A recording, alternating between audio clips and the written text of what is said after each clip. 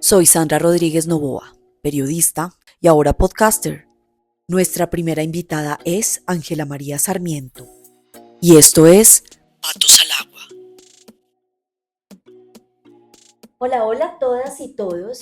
Estamos en Patos al Agua, un espacio creado por el Centro de Estudios de Energía Renovable y el Agua CEERA.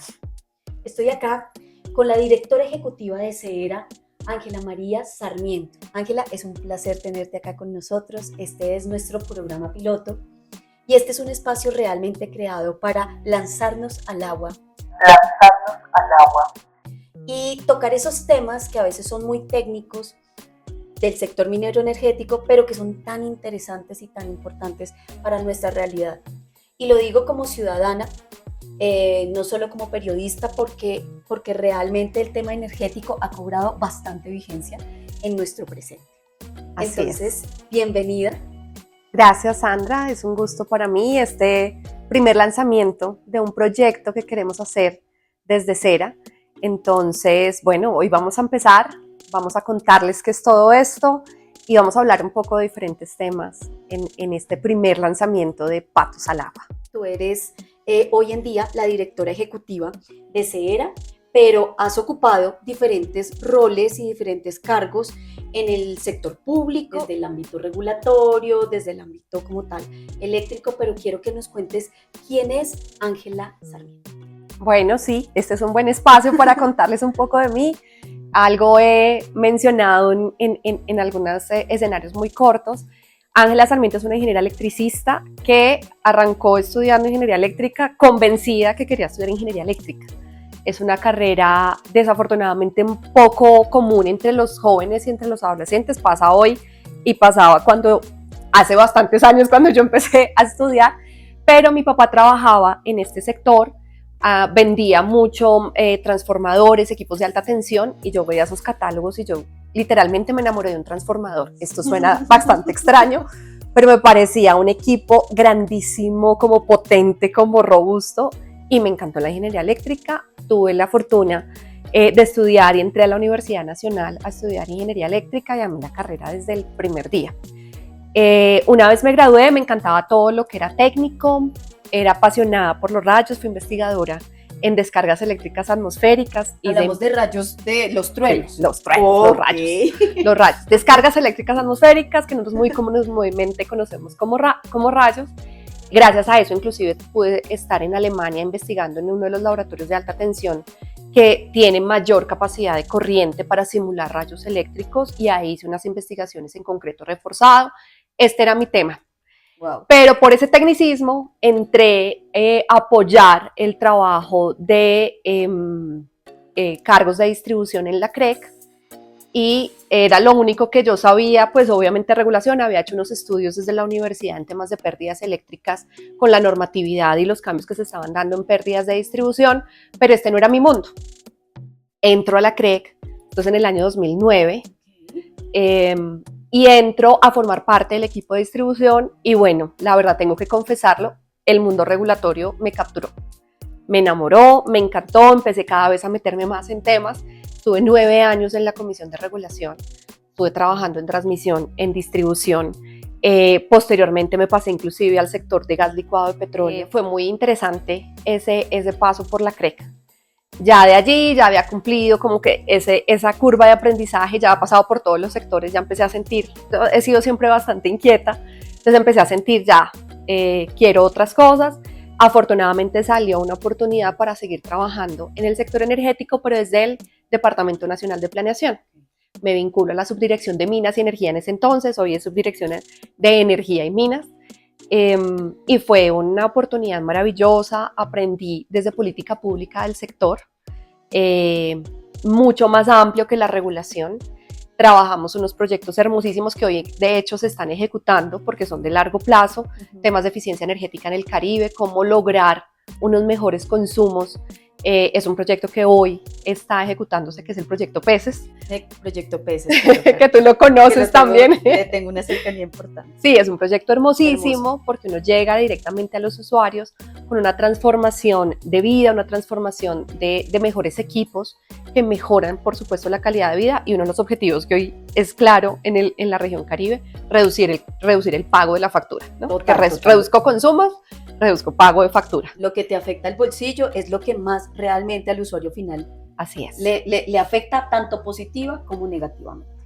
Entonces, maravilloso, pude tener la oportunidad de trabajar en la estructuración de un Plan Nacional de Desarrollo con todos los retos que eso tiene, desde NP, que es siempre el brazo articulador en este ejercicio. De allí salto a una entidad que amo y que llevo en mi corazón y que tengo que decirlo, que es la Superintendencia de Servicios Públicos. Allí trabajé 2 años y medio como directora técnica de gestión de energía. Un equipo maravilloso, consolidamos un equipo divino.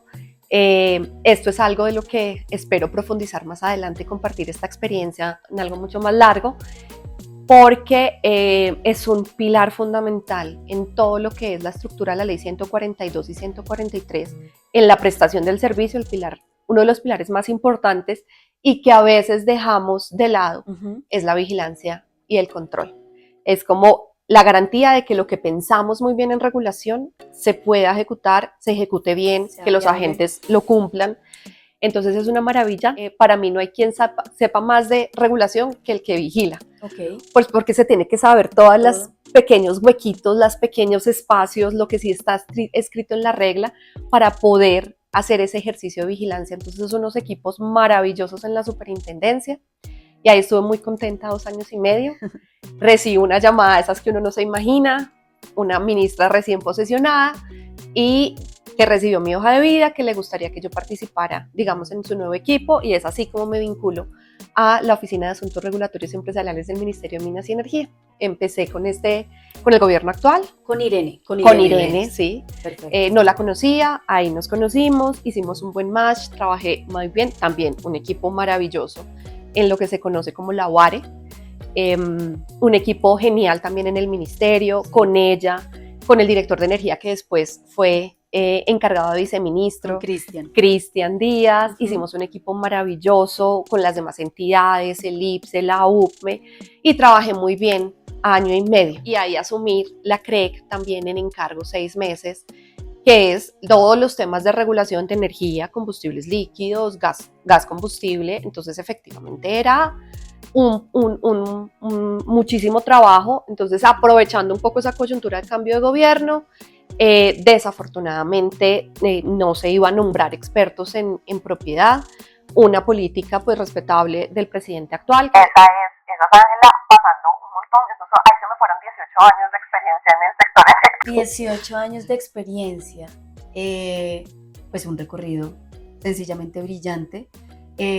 Fue en el Ministerio de Minas y Energía donde tú y yo nos conocimos, y ahí también hicimos match, y hoy en día increíblemente nos volvimos a juntar, porque es que este sector es así, sector es, todos nos conocemos de alguna forma con todos, aun cuando, por ejemplo, personas como yo, que somos periodistas o que somos comunicadores, pues como que realmente no tienen una conexión directa, pero uno empieza a conocer y a enamorarse también de este sector. O sea, cuando yo llegué, yo no sabía que era un vatio, yo no sabía que era capacidad instalada, yo no sabía que era absolutamente nada, y mira que la vida uno lo va llevando y lo va llevando por un camino y por un sendero bastante interesante, que es este universo del sector minero energético que me gusta tanto y al cual le tengo tanto agradecimiento.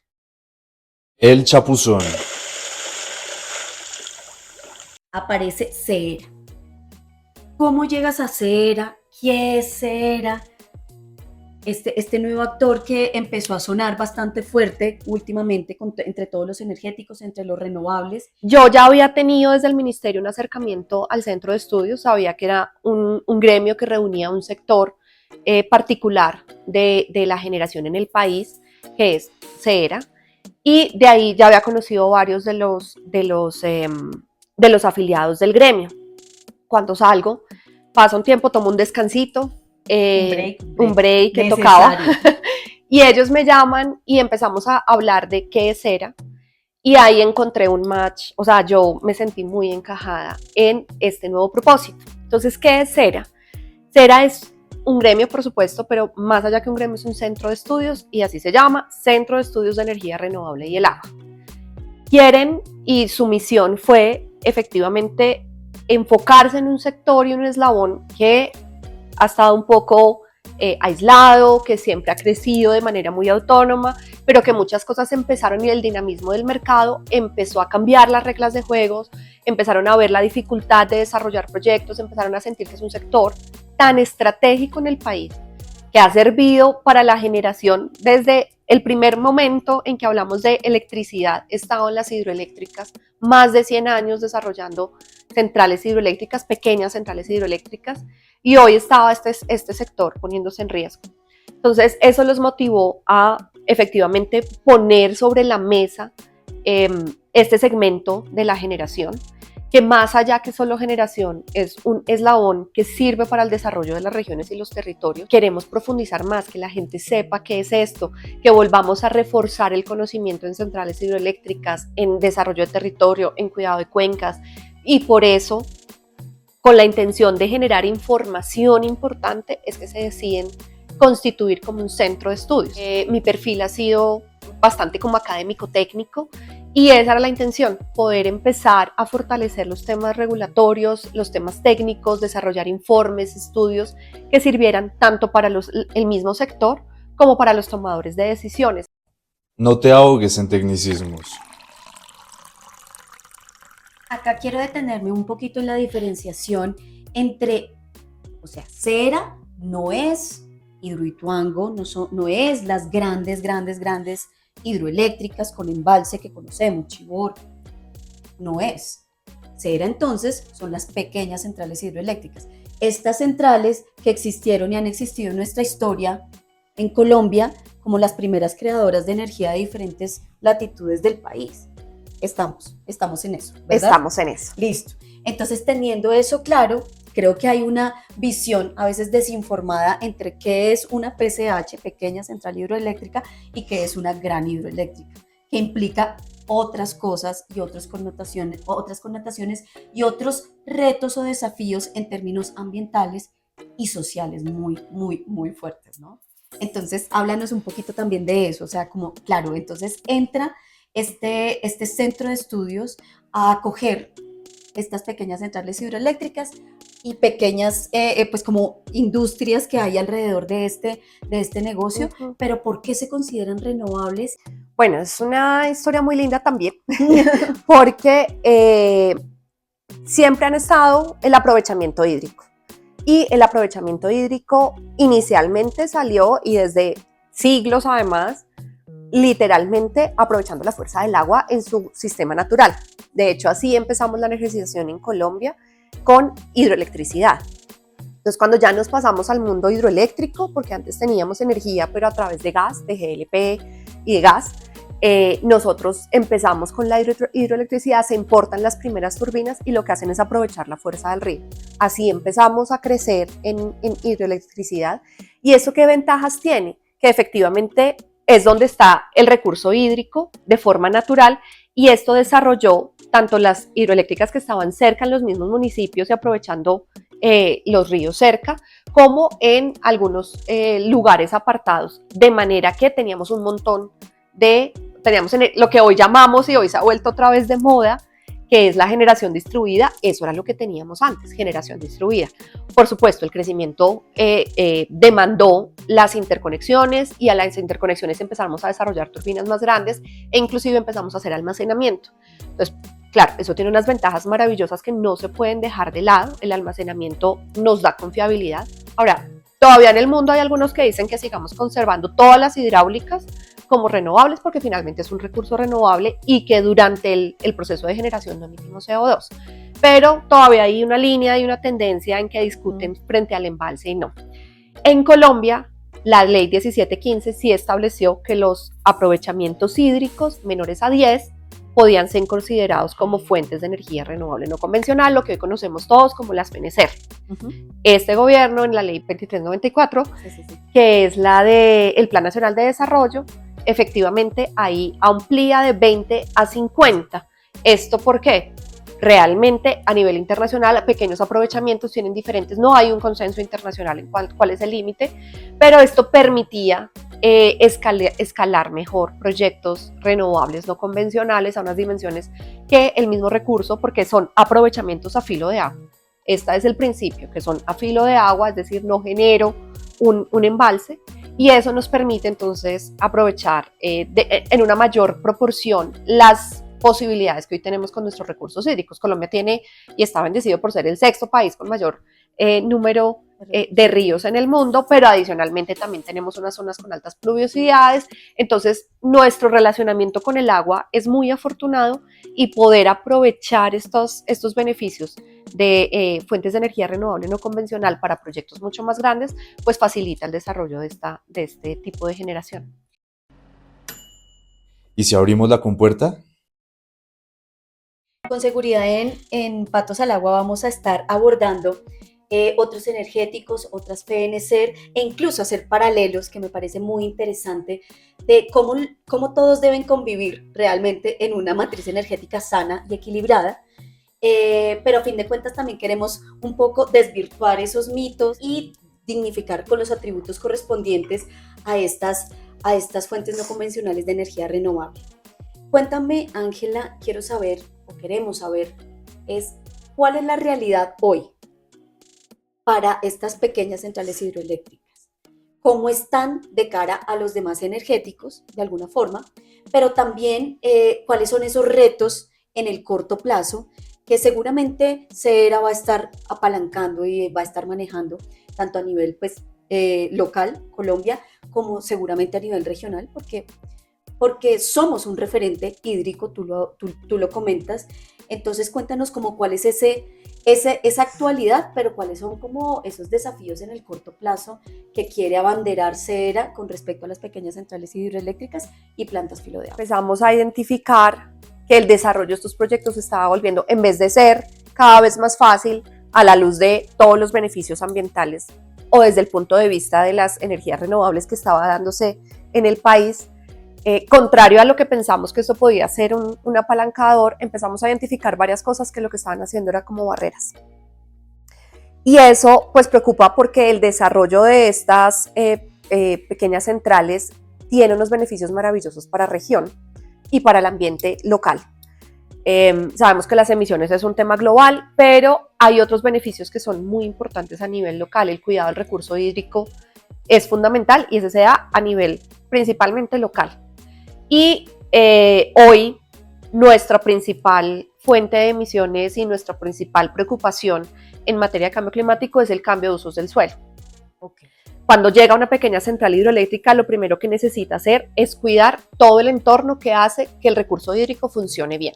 Y esto es un ciclo de agua que no solamente requiere que llueva, sino requiere que haya una capa vegetal suficientemente sólida, fuerte en la cuenca, de manera que el agua que cae no solamente literalmente en el río, sino que cae permanentemente en toda la región, pues pueda permearse, ir por el suelo, ir por la parte subterránea y llegar al río y alimentarlo de manera permanente, así haya o no haya lluvia.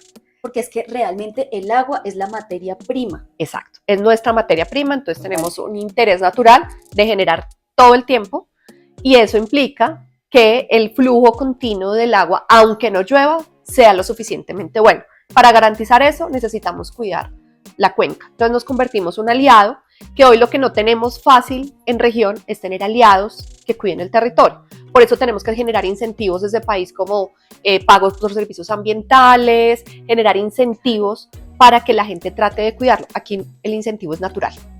Nosotros necesitamos cuidar el agua. Entonces eso es un beneficio territorial muy bueno, pero adicional, el solo llegar con instrumentos para mejorar el desarrollo. ¿Cuál es el primer instrumento? El más sencillo es cuando llegamos a construir una pequeña central, pues claro, hay que construir, no es mucha la intervención, pero lo más básico es la casa de máquinas, que es una casa que tiene que tener y albergar todo lo que es tanto el generador como la turbina. Y esto pues requiere una obra civil que en estas zonas generalmente no es tan común, y por lo tanto casi siempre apalancamos el desarrollo de vías terciarias, principalmente para poder llegar a la zona, a veces hacer un puente que necesitamos conectar entre dos puntos de la toma y la casa de máquinas, pero ese puente generalmente conecta un pedazo de la misma zona, logrando que la gente que está ahí pueda usarlo de manera más directa, no tenga que dar unas vueltas gigantes, les recorta tiempo y esto los ayuda solamente para ir a la escuela o sacar productos. Entonces tenemos un desarrollo más el empleo que se genera. Eso te iba a decir, porque en fase de construcción seguramente es cuando más se genera empleo de mano de obra no calificada o territorial, ¿no? Así es.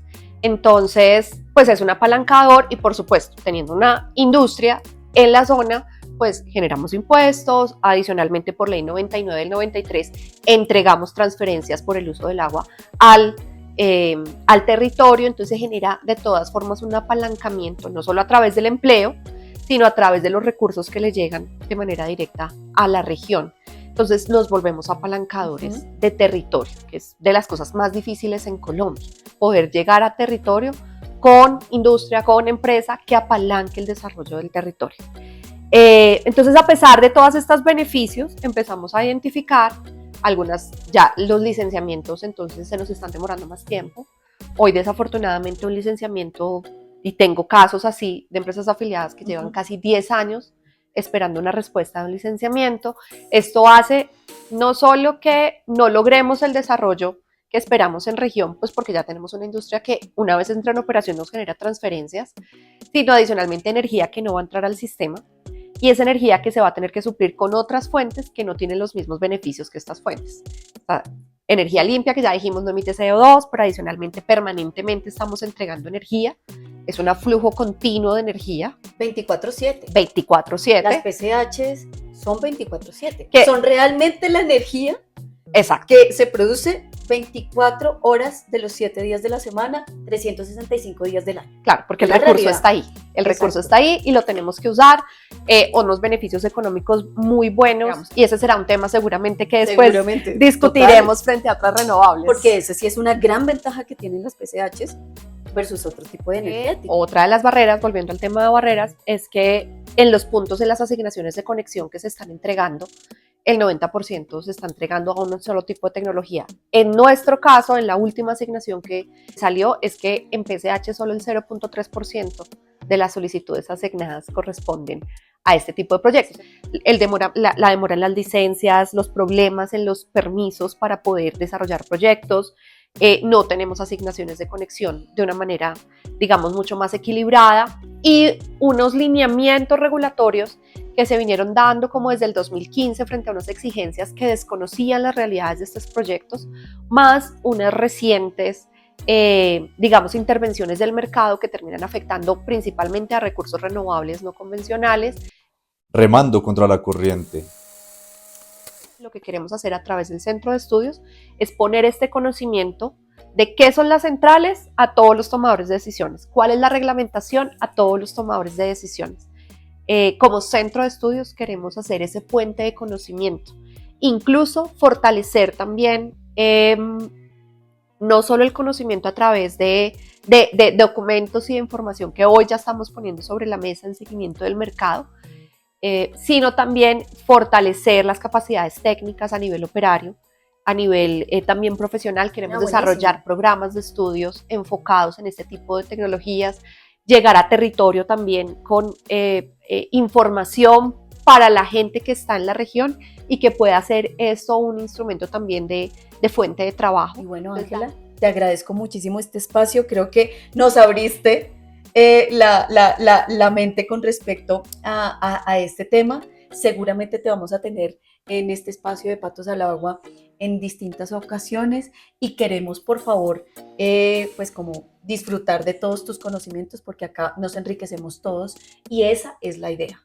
que todos conozcamos, que este sea un espacio de apertura, de un debate enriquecido desde lo técnico, pero también que sea como un lector de nuestra sociedad. Sí, esa es la idea y esto fue lo que nos motivó, pues, fortalecer más ese ímpetu y ese objetivo inicial que tiene CEERA, y es que a través de este espacio empecemos a entrar en profundidad de muchas conversaciones que hoy nos preocupan a todos, no solamente los que estamos aprendiendo de energía, los que quieren desarrollar proyectos e incluso a veces, no lo creas, quienes toman decisiones a veces no se dan cuenta del impacto que tiene una de estas decisiones a una escala que uno considera de pronto pequeña, ¿sí? Que es este segmento dentro de la matriz energética que son las pequeñas centrales hidroeléctricas.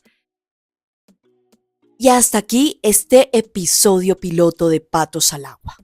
Este será un espacio de voces diversas. Hablaremos con comunidades, con expertos, críticos, técnicos, ambientalistas y hasta operadores, porque hablar de energía para nosotros es hablar de territorio, de justicia, de biodiversidad, de seguridad y de futuro. Así que suscríbete, comparte y acompáñanos en este viaje donde el agua no solo fluye, también informa, transforma y da energía. Esto fue Patos al Agua, el podcast de CEERA. Nos escuchamos muy pronto en el siguiente episodio. Cuac, cuac y hasta la próxima.